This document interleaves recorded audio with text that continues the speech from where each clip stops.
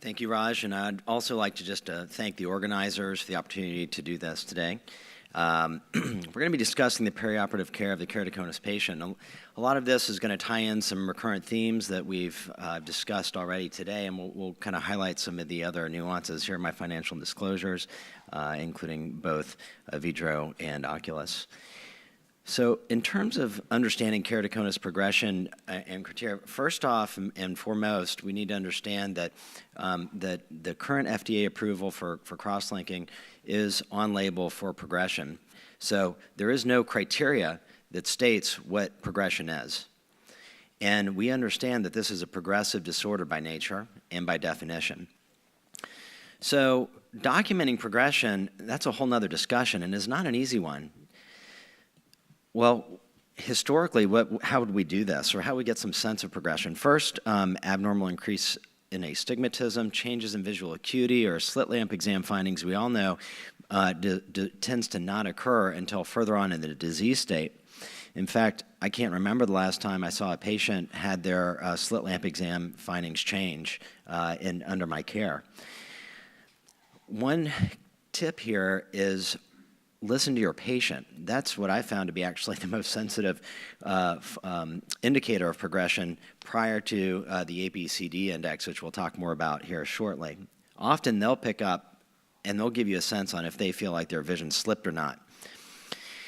Luckily, we do have advanced diagnostic equipment like we've heard about, and we're going to discuss more, including Scheimpflug tomography, anterior segment OCT. Particularly high resolution has been very useful in our practice. Now we have epithelial mapping, which also gives us very nice information.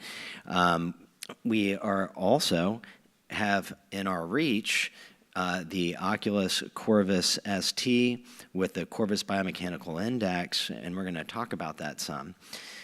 So historically, we'd always looked at shape to understand keratoconus. What's coming down the pipeline is looking at strength and biomechanics, and now Oculus has developed a combination analysis of shape and strength called the Tomographic Biomechanical Index, or the TBI. And so we've had this distinct pleasure and opportunity to validate this in the United States. And we want to also congratulate the Troutman Prize Award winner this year that was based on this paper, that now we have a peer-reviewed reference that shows the utility of this indices. The Pentacam AXL is a fabulous all-in-one device. We have had also a really wonderful experience with this. Not only do we really have a best-of-class tomographer where we get wonderful detailed information about the anterior and posterior cornea with the advanced keratoconus and progression displays that we've discussed, but we also get axial length measurements, which has been fabulous. So we have also just recently validated this against optical biometry with other devices and found there to be no difference, but this is actually all done in a single device and takes the keratometric information and the axial length information and then produces the results right on the spot for our IOL calculations. So we've talked about the Bell and ABCD keratoconus staging. I'm going to highlight just a couple other nuances that have not been discussed here in the context of perioperative evaluation of the keratoconus patient. So here's a normal eye. We can see that all four indices score 0, meaning that this looks normal. Now, here's an interesting case. This is what is thought to be maybe a real case of unilateral keratoconus. So most of us would agree that this is something that may be what we call a prospective form frus case, where there is a underlying weakening in the seemingly normal eye that has just not manifested itself yet. But the neat thing about looking at the ABCD and we can now look at progression in a relative to normal in this case, and you can see on the left panel there's essentially no progression over time. You've got 2 time points here, and in the right panel there's clear progression over time. So what's even more interesting about this case is that the biomechanical parameters actually tested normal in the seemingly normal eye. So maybe this is a very rare case of true unilateral keratoconus, at least at this time point. Who knows? So the Corvus ST is not FDA approved yet for biomechanical information in the context of keratoconus and cross-linking. This is a dynamic bidirectional applanation tonometer with a high-speed shine flume camera that captures corneal deformation extremely quickly.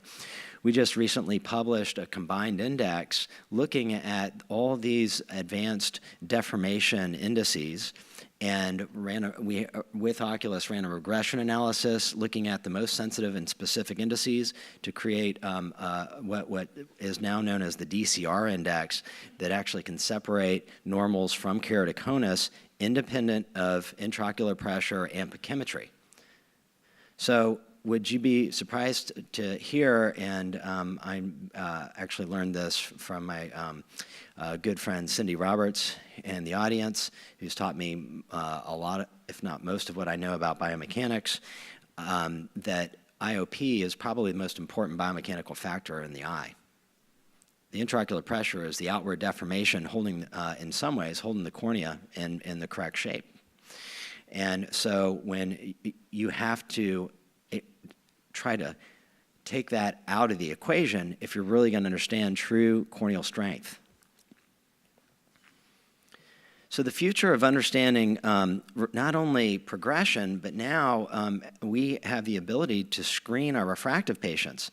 So we can look at strength and shape in a combined index, which is now the TBI, and this is what we're using. Again, we're very fortunate we have the ability to validate this in our clinic right now, but I'm using this in screening all of my patients for refractive surgery. So for post-op management, we've talked about this now, but I want to just point out 2 or 3 things. We have the confidence interval bars here. So you can see the A, B, C, D criterion over time. But if you look at the red lines, that is basically a keratoconus population. If you look at the green lines, that's a normal population. The dashed lines is an 80% confidence interval. The solid lines is a 95% confidence interval. So if we want to look at progression and you have the vertical gray hash marks, that's when an intervention occurred, such as cross-linking. So here cross-linking occurred in the gray hash mark in the middle of the treatments, and you can see now that there has actually been regression, meaning the patients have improved, they've stopped progressing.